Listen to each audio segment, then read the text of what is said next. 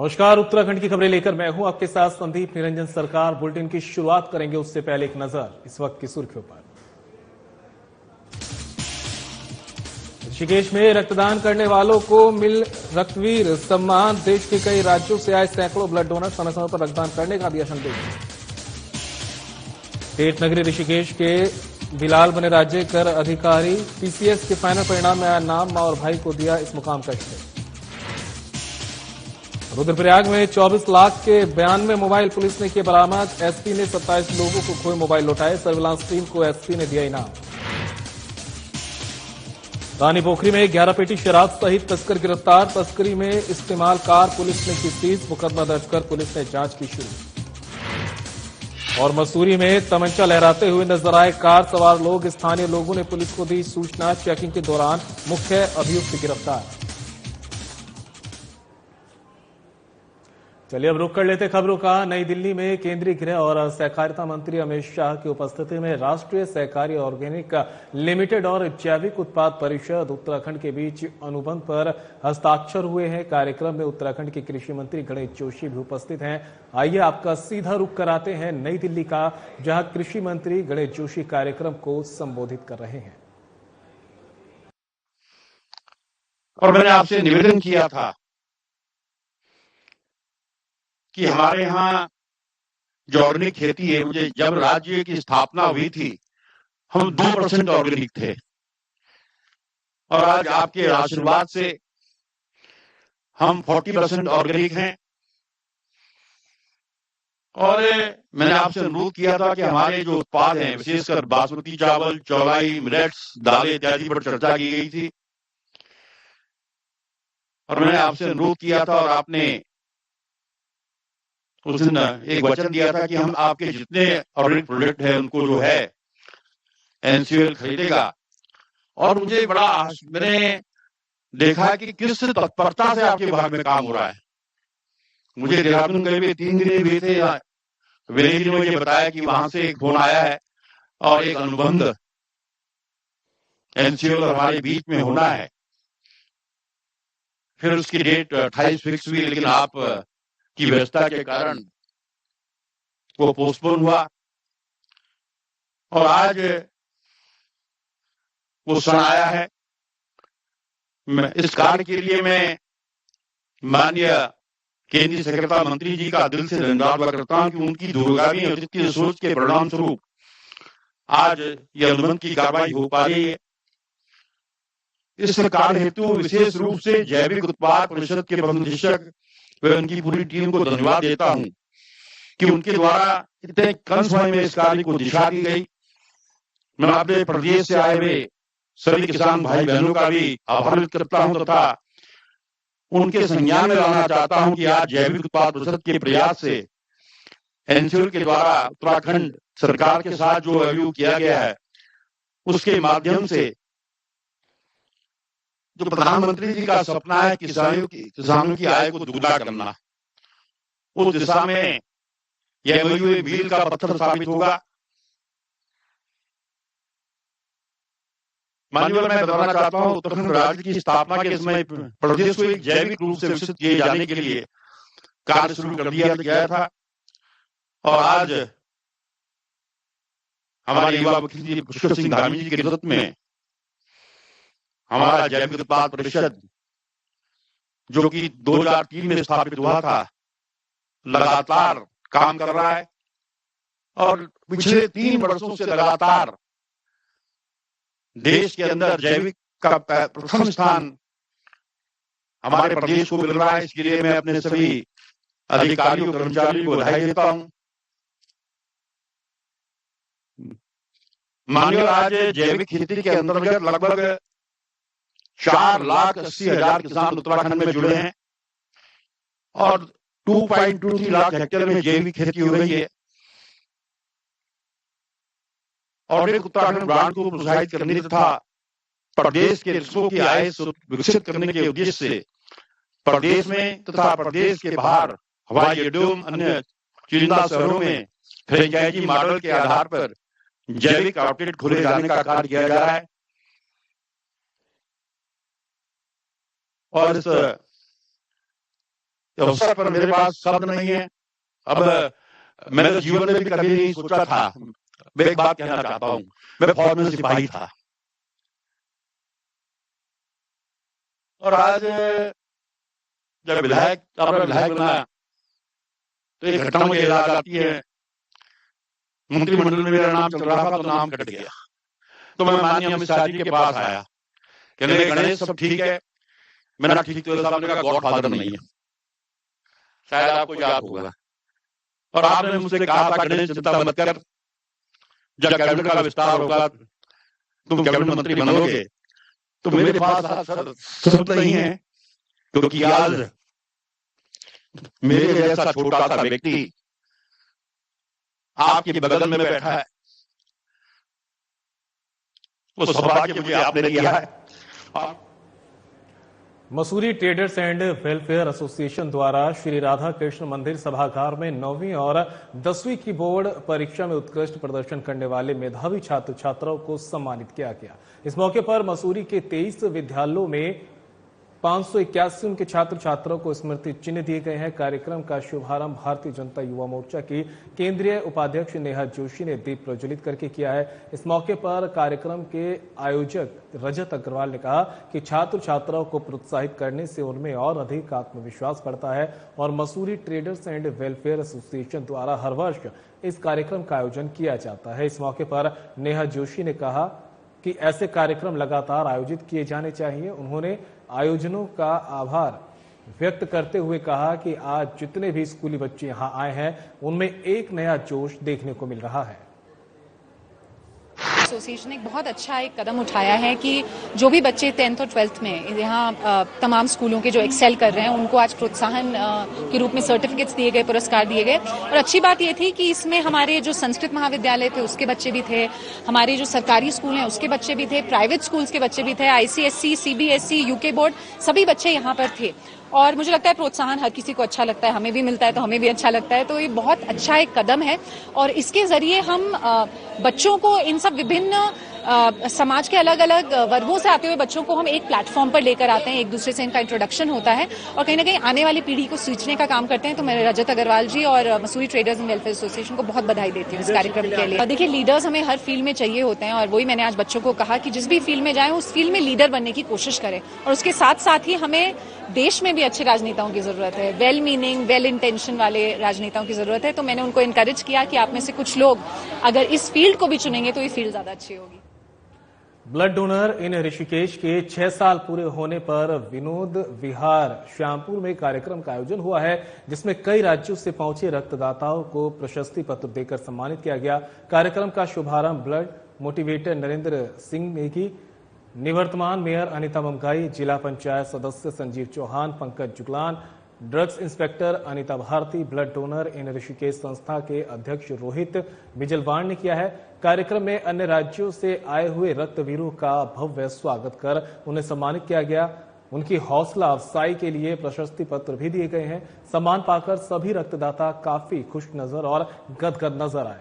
इस सम्मान को रक्तवीर सम्मान का नाम दिया गया। वहीं संस्था अध्यक्ष रोहित बिजलवाण ने बताया कि रक्तदाताओं की वजह से प्रत्येक साल हजारों मरीजों की जान बचाई जाती है, इसलिए उनका सम्मान समय समय पर किया जाना चाहिए।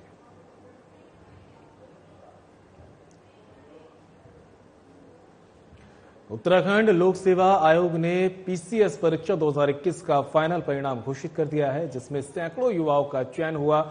इनमें ऋषिकेश के आईडीपीएल में रहने वाले बिलाल खान का नाम भी शामिल है। बिलाल राज्य कर अधिकारी के रूप में चयनित हुए। ये जानकारी मिलने के बाद बिलाल के भाई और माता काफी खुश और गदगद नजर आ रहे हैं। बिलाल ने बताया कि आज वो जिस मुकाम पर पहुंचे हैं इसके लिए वो अपने भाई और मां के शुक्रगुजार हैं, क्योंकि अपने पिता के देहांत के बाद इस मुकाम को हासिल करना बहुत मुश्किल था, लेकिन भाई ने पिता बनकर उनका साथ दिया और उनकी पढ़ाई लिखाई में किसी भी प्रकार की कोई कमी नहीं होने दी। मां भी हर परिस्थिति में सहायक बनकर उनके साथ खड़ी रही। आज उनकी बदौलत ही उन्होंने उत्तराखंड लोक सेवा आयोग की पीसीएस परीक्षा के फाइनल परिणाम में राज्य कर अधिकारी के रूप में मुकाम हासिल किया। बिलाल ने बताया कि वो अब अपने भाई और मां के त्याग का बदला उनकी सेवा करके उतारना चाहते हैं।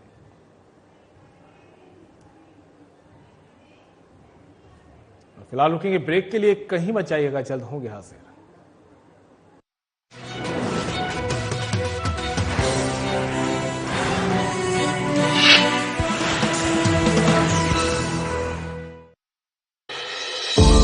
केंद्र सरकार की पीएम सूर्य घर मुफ्त बिजली योजना का उत्तराखंड सरकार कर रही है सफल संचालन। उत्तराखंड सरकार ने इस योजना के तहत 300 गांवों को किया है चिन्हित, जिन्हें बनाया जा रहा है सोलर ग्राम। तो वहीं शहरों में भी लोग इस योजना का उठा रहे हैं खूब लाभ। उत्तराखंड सरकार की तरफ से चलाई जा रही उत्तराखंड सोलर सब्सिडी योजना के अंतर्गत रूफटॉप सोलर लगवाने पर मिल रही है 2 गुनी सब्सिडी। स्वच्छ एवं नवीकरणीय ऊर्जा की दिशा में सरकार का ये ऐतिहासिक कदम आम लोगों को आ रहा है खूब पसंद। मैंने यहाँ पर प्रधानमंत्री सूर्य घर योजना के अंतर्गत 3 किलोवाट का सोलर प्लांट लगाया है। मेरे को इस पर केंद्र सरकार और राज्य सरकार दोनों तरफ से सब्सिडी मिली है। जब से मैंने ये प्लांट लगाया है तब से मेरा बिजली का बिल शून्य हो गया है और ग्रिड को कुछ यूनिट मेरी जो है यहाँ से एक्सपोर्ट भी हो रही है। सरकार द्वारा इस योजना के तहत 1 किलोवाट क्षमता वाले सिस्टम के लिए लागत का 50% और 2 किलोवाट के लिए 65% तथा 3 किलोवाट के लिए केंद्र से 85,800 और राज्य सरकार से 51,000 रूपए की दी जा रही है सब्सिडी। अगर आप भी बिजली का बिल जीरो करना चाहते हैं तो pmsuryaghar.gov.in पर कर सकते हैं ऑनलाइन आवेदन। इस योजना की खासियत ये है कि उपभोक्ता अपने घर की छत पर ही सोलर पैनल सिस्टम स्थापित करके बिजली उत्पन्न कर सकते हैं। अगर उत्पन्न बिजली घरेलू खपत से अधिक है तो उसे सरकार द्वारा निर्धारित दर पर खरीदा जाएगा। उत्तराखंड सरकार का अगले 3 वर्षों में सौर ऊर्जा प्लांटों के जरिए 2500 मेगावाट बिजली उत्पन्न करने का है लक्ष्य। सौर ऊर्जा से देश भर में 1 करोड़ घरों को 300 यूनिट मुफ्त बिजली मिलेगी। आत्मनिर्भर भारत के संकल्प को पूरा करता उत्तराखंड। ऊर्जा प्रदेश की राह में तेजी से आगे बढ़ रहा है उत्तराखंड।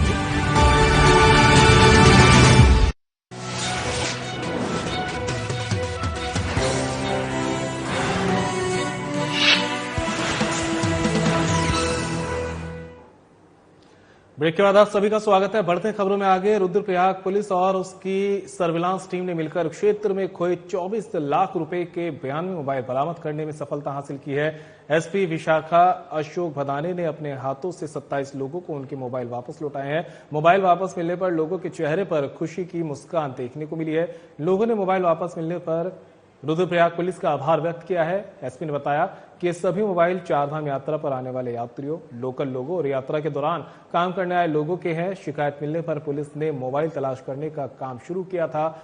एक एक करके सर्विलांस टीम ने 92 मोबाइल बरामद करने में सफलता हासिल की है, इसलिए टीम को नगद इनाम देने की घोषणा भी की गई है। कुछ मोबाइल दूसरे राज्यों में रहने वाले लोगों के हैं जो रुद्रप्रयाग नहीं आ सकते हैं। उनके मोबाइल उनके पते पर डाक के माध्यम से भेजे जा रहे हैं। एसपी ने बताया कि अगर किसी भी व्यक्ति का मोबाइल फोन खो जाता है तो वो CEIR पोर्टल पर ऑनलाइन शिकायत दर्ज करा सकते हैं।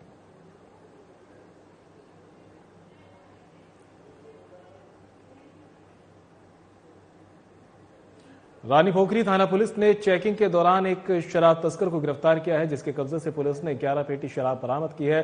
शराब तस्करी में इस्तेमाल एक कार भी पुलिस ने कब्जे में लेकर सीज की है। पुलिस ने मुकदमा दर्ज करने के बाद मामले में अग्रिम कार्रवाई शुरू कर दी। रानी पोखरी थाना प्रभारी संदीप कुमार ने बताया कि पुलिस भोगपुर के पास चेकिंग कर रही थी। इस दौरान एक संदिग्ध कार को पुलिस ने चेकिंग के लिए रुकने का इशारा किया। पुलिस को देखकर कार का ड्राइवर उतरकर भागने लगा। शक होने पर पुलिस ने कुछ दूरी तक पीछा किया, जिसके बाद ड्राइवर को रोक लिया।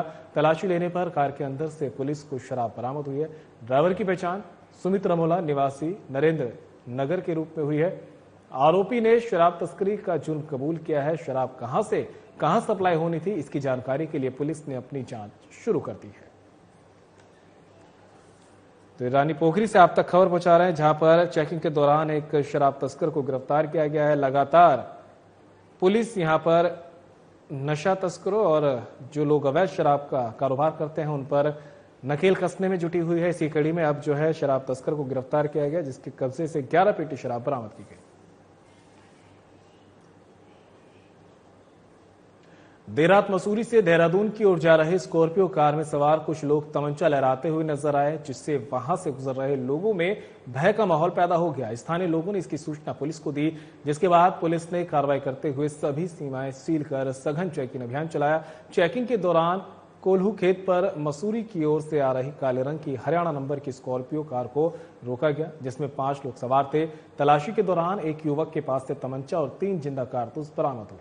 युवकों के खिलाफ हुड़दंग मचाने के चलते पुलिस एक्ट के अंतर्गत कार्रवाई की गई है और हुड़दंग में इस्तेमाल की गई स्कॉर्पियो सीज कर दी गई। बता दें कि हरियाणा निवासी मुख्य अभियुक्त नरेंद्र राठी के विरुद्ध पूर्व में भी कई मुकदमे दर्ज हैं, जिसके संबंध में पुलिस की ओर से पूरी जानकारी जुटाई जा रही है। मुख्य अभियुक्त को पुलिस ने न्यायालय में पेश कर जेल भेज दिया।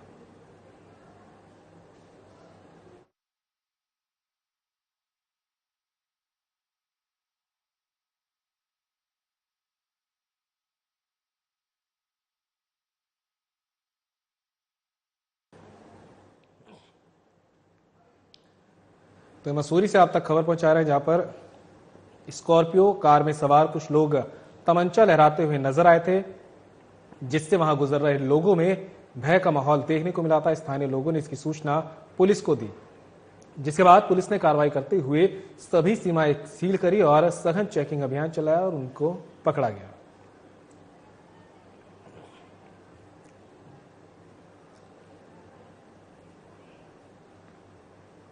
और फिलहाल बुलेटिन में मेरे साथ इतना ही, लेकिन जाते जाते आपको सीधा लिए चलते हैं ऋषिकेश के त्रिवेणी घाट, जहां पर गंगा आरती का सीधा प्रसारण जारी है।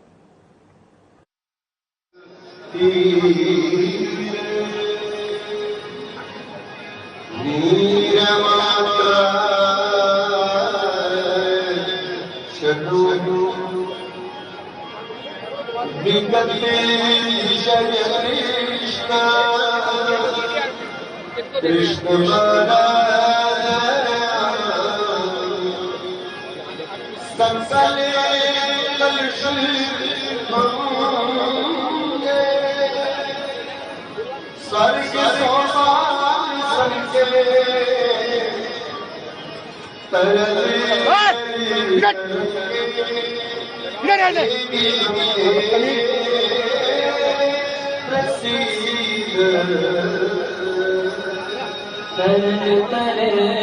तरंगे के देव गंगे रसीदा चंद्रमा मन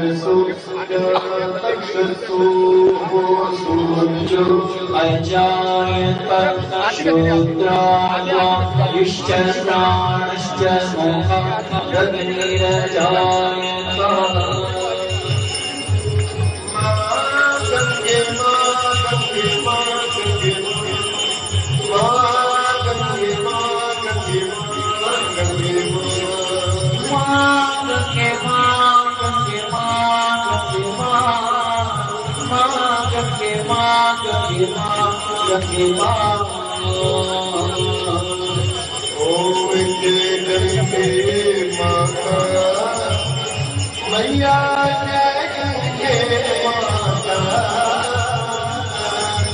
जो तुमको जो मैंने दिया जिसको जाता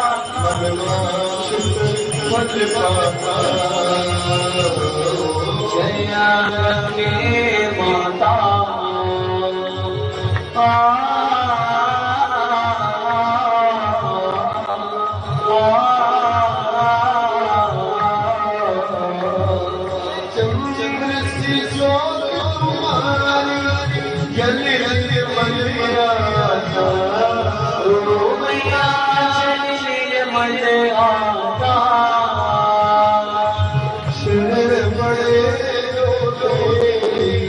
शरण पड़े जो तेरी तो कर जाया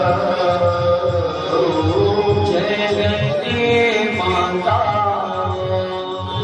माँ गंगे माँ गंगे माँ गंगे माँ गंगे माँ गंगे माँ सगर के तारे सब जग हो गया सब जग को ज्ञाता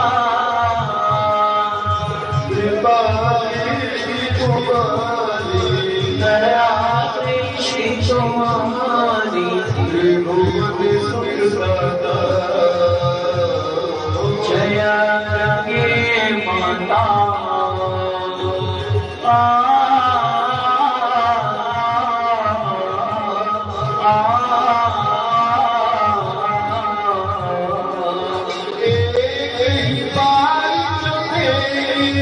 शरणागतिया ओ मैया शरणागत लाता यम जीवा कर यम के काश विसाकर परम गति जया गंगे माता माँ गंगे माँ गंगे माँ गंगे माँ गंगे माँ गंगे माँ मंगल कारी मैया तुम्हें सुखदा ओ मैया तुम्हें सुखदाता तेरी गोद में आकर मेरी शरण में आकर मन शक्ति पा जया गंगे माता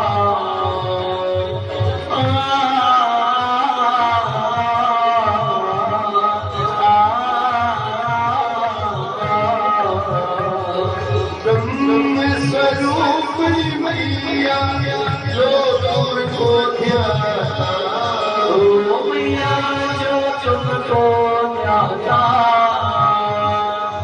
तेरी दया से सोचन तेरी कृपा से सोचन सदगति है पाता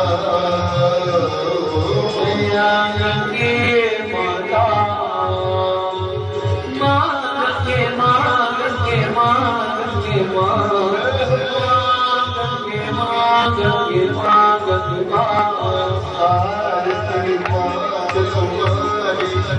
जो जब जिंदगा सही सदाता दास वही मत वही संजय में मुक्ति को पाता जया गंगे माता जय गंगे माता मैया के माता जो तुमको ध्याता जो मेरे मैया जी को ध्याता मन वांछित फल पाता ओम जय गंगे माता जय गंगे माता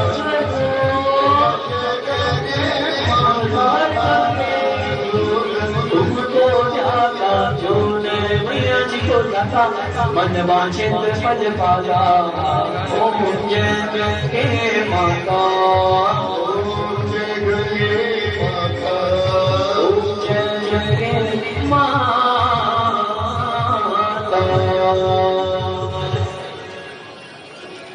ओम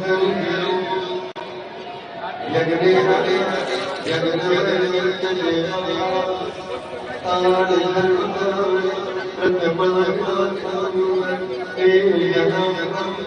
महिमा यत्र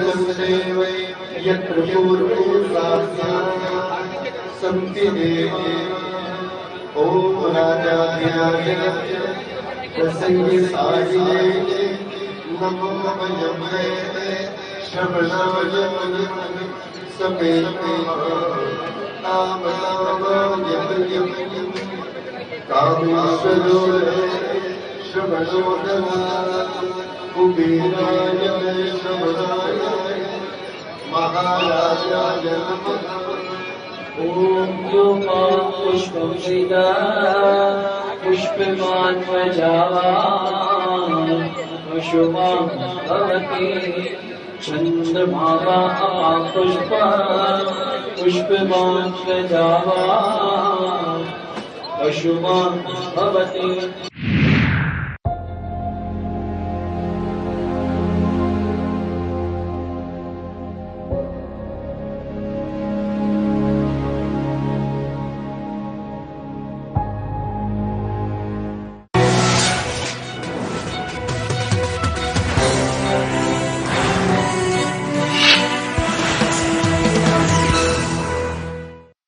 क्या